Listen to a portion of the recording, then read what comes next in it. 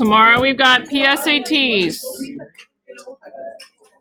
Where is my... Come on, don't do this to me. All right, we're going to start right there.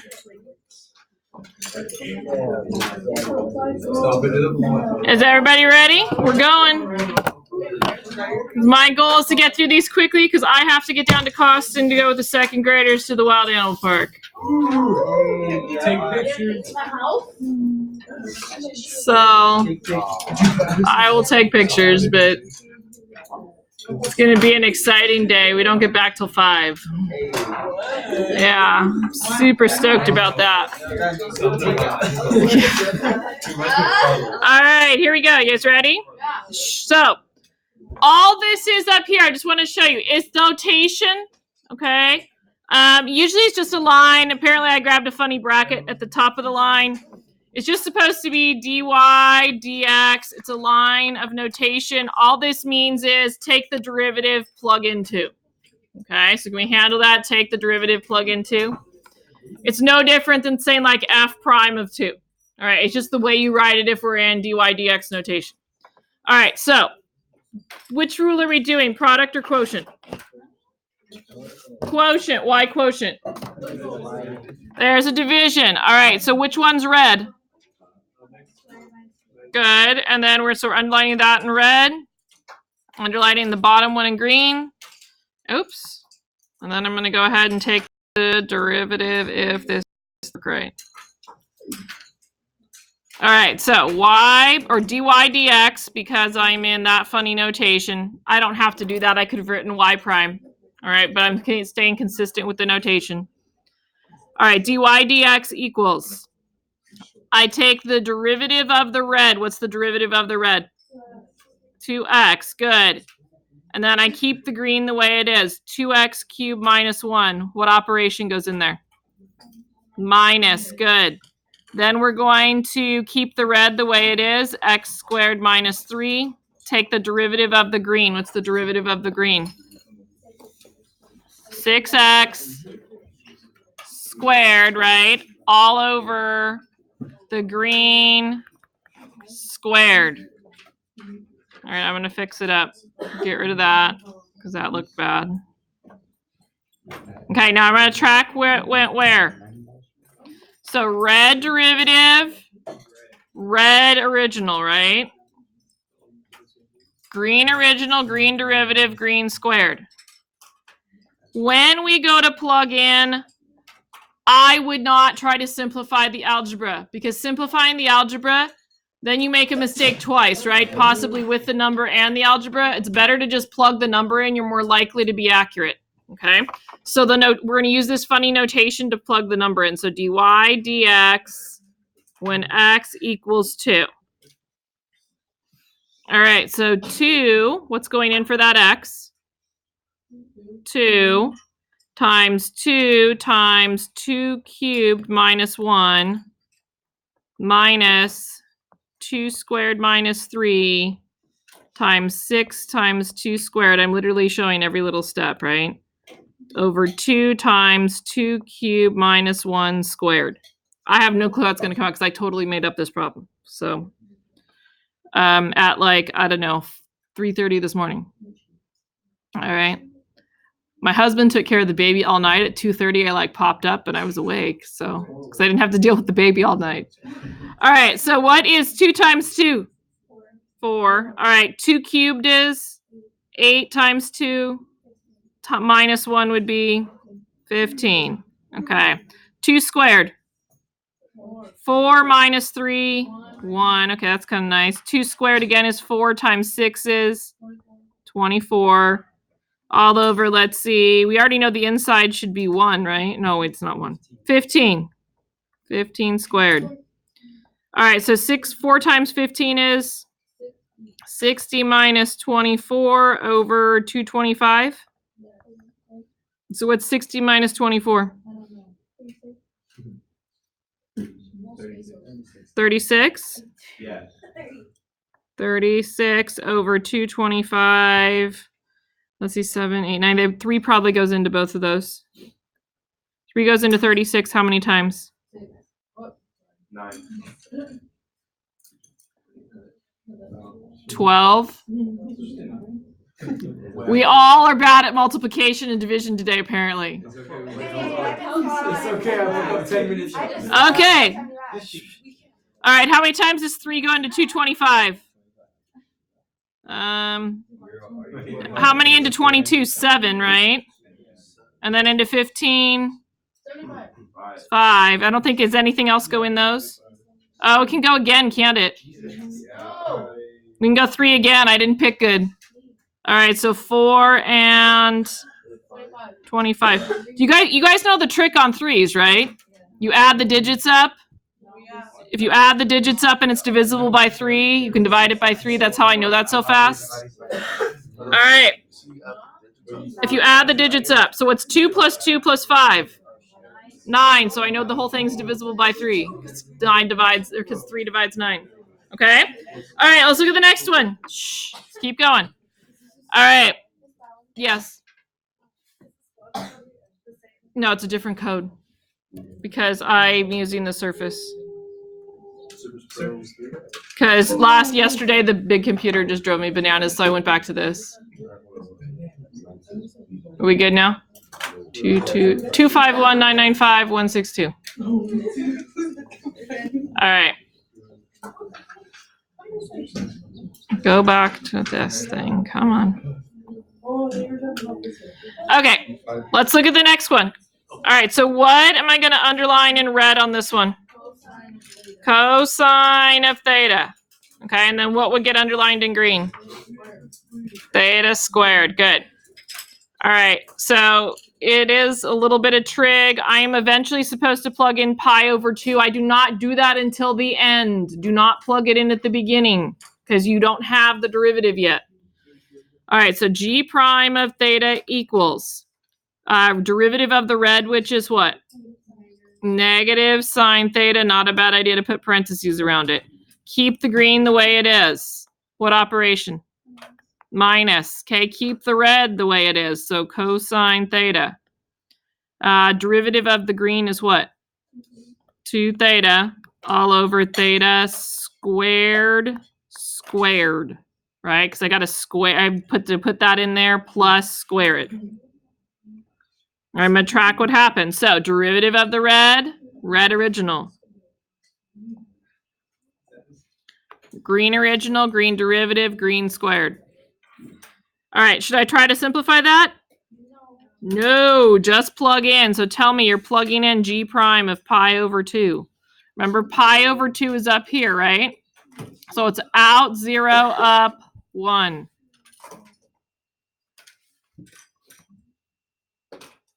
All right, so I'm plugging in the pi over 2. So negative sine of pi over 2 times pi over 2 squared. Yeah, our answer is going to have funny pi's in it.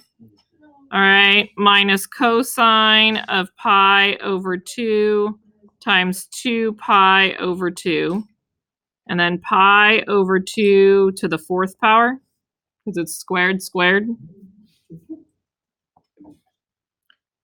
All right, what is the sine of pi over 2?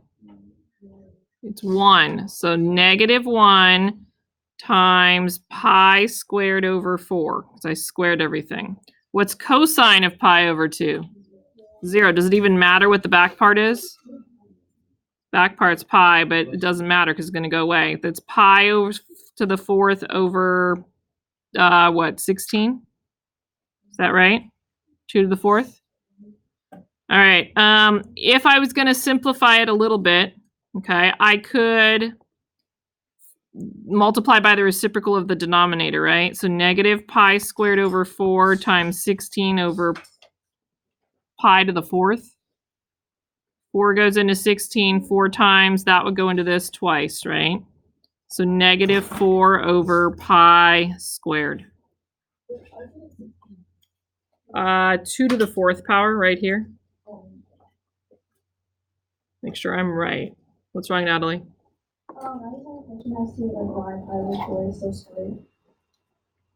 Why is it still squared? because the pi part gets squared and the 2 part gets squared. You have to square them individually. Pi is just a number, but I don't like multiply 3.14 times 3.14. I just leave it squared because you're looking for exact value, not an estimate. Okay. All right. Are we good with example 8? No.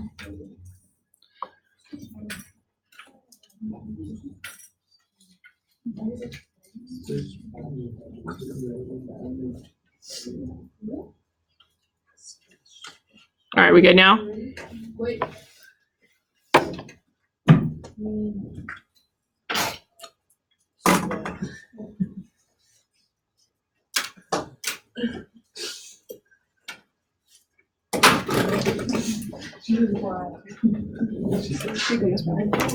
Thank you. Okay, we got it.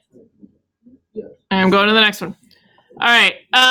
Now we're going to do the equation of the tangent line to the function at the given point. I just am now looking at the problem. This one's a doozy, isn't it? I know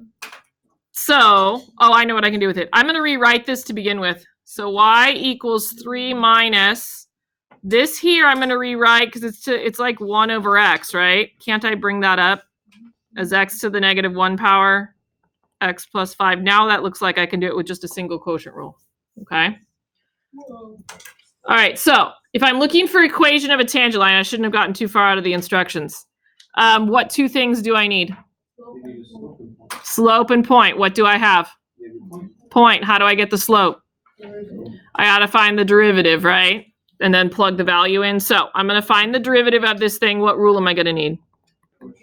Quotient rule. So all the rest of the examples, it's like applying the quotient rule to what we already know. Okay.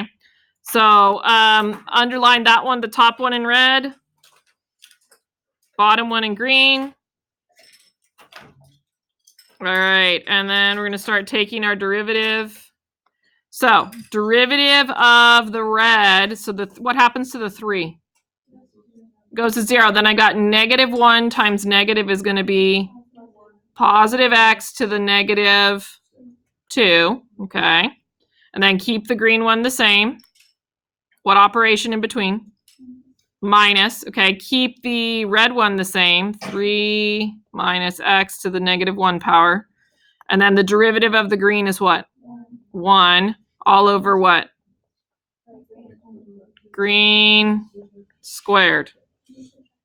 All right, so red derivative, red original, green original, green derivative, green squared. I am going to go one line of cleaning up because I can't substitute in for the negative exponent. So y prime equals, it's 1 over x squared times x plus 5 minus 3 minus 1 over x. I'm going to drop the 1 over x plus 5 squared.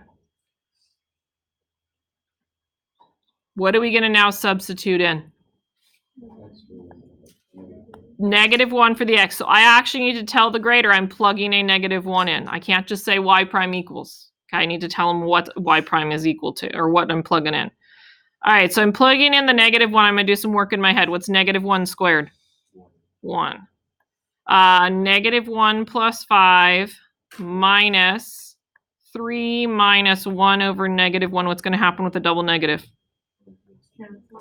Cancel to positive all over negative 1 plus 5 squared. All right, I'm going to kind of keep going to the right. This is just going to be a 1, right? So what is negative 1 plus 5? 4. Minus what's 3 plus 1? Interesting. All right, does the denominator even matter? What's my numerator? 0. So my slope has to be 0, right? All right, so I'm still gonna go into point slope form of my line, right? Because I still got to find equation of tangent line. So y minus, what's my y value? 1 equals what's my slope? 0 times x minus negative 1. You can go positive. You don't need to go further than that. That's okay. I know it's a 0 slope. I could get the 1 to the other side and it would be y equals 1, but we're good right there. Okay. What happened over there? Yeah. I took the derivative. No, like, In this line here. No, under. What happens at the beginning of the... I substituted a -1 into this. Or what happened right here? Yeah. That's a 1. My pen just did its stupid little thing where it likes to... It's not a 7, it's a 1. Okay. All right, we good with 9? Okay, let's look at 10. We've done one like this before. We're supposed to determine the points which the graph of the function has a horizontal tangent line. What is it? What do we know about horizontal tangent lines? Slope equals 0. We got to find points instead of slopes this time, but all I have is the slope, so I still need to do the derivative. Okay. What rule am I going to be using on this? Quotient rule. Good. So my red is x squared. My green is x squared plus 1. So f prime of x equals. All right, I take the derivative of my red. What's my derivative of my red? 2x. Good. All right, keep the green the way it is. Oops. So that was my pen doing stupid things. Digital ink isn't always good. All right. And then minus the red original derivative of green is what? 2x all over the green squared. All right. Because I do have to set this equal to 0 and solve for x, I probably am going to have to simplify it.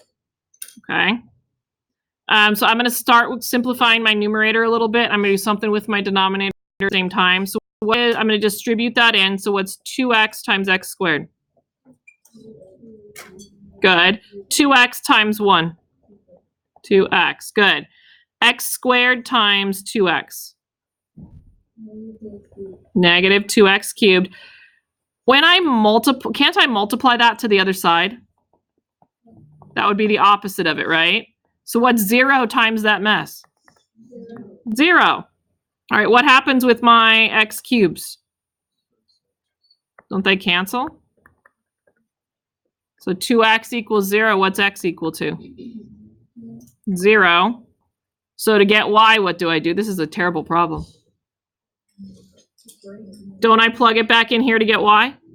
So f of 0 equals 0 squared over 0 squared plus 1, which is 0 over 1, which is still 0. So my point of tangency is at 0, 0. They will not all come out to be that way. I don't know how I managed to pick that one. I did not make it up, though. So if I had made it up, you know it wouldn't have been that nice. All right, we're going to shift gears just a tiny bit. We're going to move out of quotient rule for a few minutes. And we got to talk about derivatives beyond the first derivative, okay? The second derivative has a very technical definition. It's the derivative. I'm not spelling it right. Derivative of the first derivative.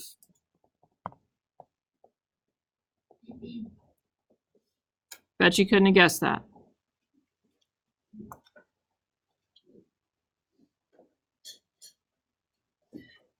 All right, you'll notice that the notation, and we can keep going. We can go third derivative, fourth derivative, fifth derivative, whatever nth derivative they want us to do. On the, if you're just using the prime symbol, you keep adding prime symbols until you hit the 4, and then you hit a little number in parentheses, and that means derivative, whatever the number is. Same thing with the f notation. The dy dx is a little bit trickier. It's d squared over dx squared, or d cubed y over dx cubed. I'm going to write this out here because it's too tiny. D to the 4th y over dx to the 4th, d to the 5th y over dx to the 5th, d to the n y over dx to the n. And all those little numbers mean is what number derivative is it? Okay. Still doing good on time.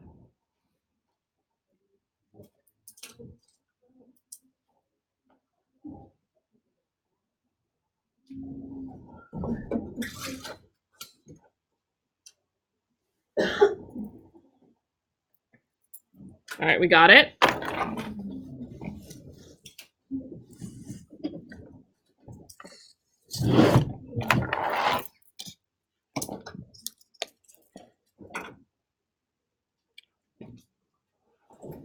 So the dy part is the d has the exponent. Then on the denominator, The x has the exponent, yeah. Okay. All right, everybody good? Okay, I'm gonna go to the next slide. So all we have to do is find the second derivative of the function. Before we can find the second derivative, guess what? We have to take the first derivative. All right, so f prime of x equals, we're back to power rule. Okay, so not quotient, not product. All right, what's the derivative of 2x? 2. What's the derivative of 12x to the negative 3? To the negative 4. All right, so that's only first derivative. Where did it want me to go to? Second derivative. So I do f double prime of x equals, what's the derivative of 2? 0. Okay, what's the derivative of negative 36x to the negative 4? 130 something. 36 times 4. That would be a 4. The carry the 1, 12, 13. Are we good with 34? Okay, 134x to the negative 5th. You can leave it like that. All right. If it was multiple choice, they might move the x downstairs, right? That's it. Final answer. Oh, wait, no. Why is it 24? It's 24. 3 times 4. Oh, it's a 2. 6 times 4 is 24. Thank you. All right. So it's 1. That's 12. 13, 14 is 144. Yeah. Okay. Not 54. So we're both wrong. We're all off by 10. We're all off by 10, just in the wrong direction. All right. Nobody can multiply today, not even me. All right. Let's look at this one. Okay. So you got to read where you're starting. Okay. Where, it's really hard to see, but where is that starting? That's in the third derivative. Where does it want me to go? Fifth derivative. So I'm going to rewrite the third derivative as x to the 1/2 power. All right, I got to go to the fourth derivative before I can get to the fifth derivative. There's no way around it. So I'm going to take that 1/2. Where's it going to go? The front. So 1/2 x. I'm subtracting 1, which is 2 over 2 in this case. So I get to the negative 1/2. Have I found the answer I want yet? No, I need to keep going because I got to get to the fifth derivative. So I only have to go one more. So I've got negative 1/2 to the front times 1/2 is negative 1/4. And then I've got to subtract 1, which in this case is 2 over 2. So it's 1/2 minus 2/2. Negative 3 over 2. Okay. That's a perfectly good answer.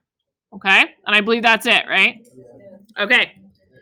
I am going, no, you guys, I'm not leaving for another like 5-10 minutes. Okay. So we'll kick you out in 5 minutes. All right. We haven't tested.